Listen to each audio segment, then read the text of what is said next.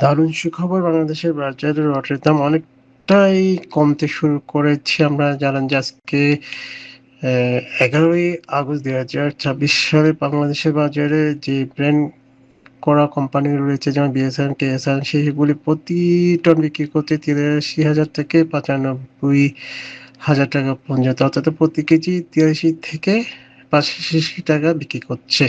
তো শুরুতে জানিয়ে দিব বিএসএনএম যেটা আজকে বাজারে বিক্রি করা হচ্ছে ৯১,৫৫০ টাকা, এগেস ৮৫,৫৫০ টাকা, কেএসআরএম ৮৮,৫৫০ টাকা, এলিট স্টিল ৭২,০০০ টাকা, জিপি ইস্পাত এটি খুবই ভালো কোম্পানি যারা আজকে প্রতিটা বিক্রি করছে ৮৩,০০০ টাকা।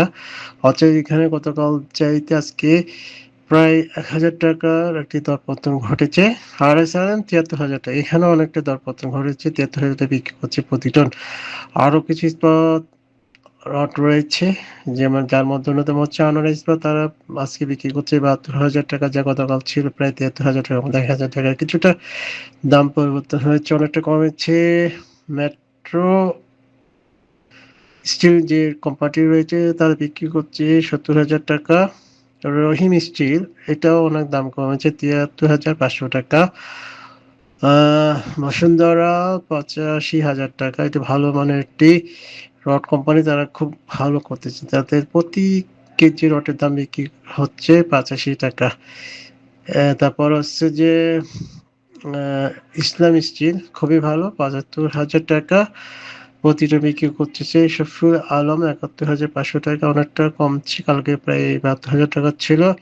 মেট্রো সিম ৭৫,০০০ টাকা, কালকে ছিল ৭৬,০০০ টাকা, অনেকটা কমছে। জেডএসআরএম ৪০,০০০ টাকায় বিক্রি করছিল গতকাল, আজকে বিক্রি করতেছে ৮৩,০০০ টাকা। দেশবন্ধু খুবই ভালো একটি কোম্পানি, এখানে তারা প্রতি টন বিক্রি করতেছে ৮০,০০০ টাকা।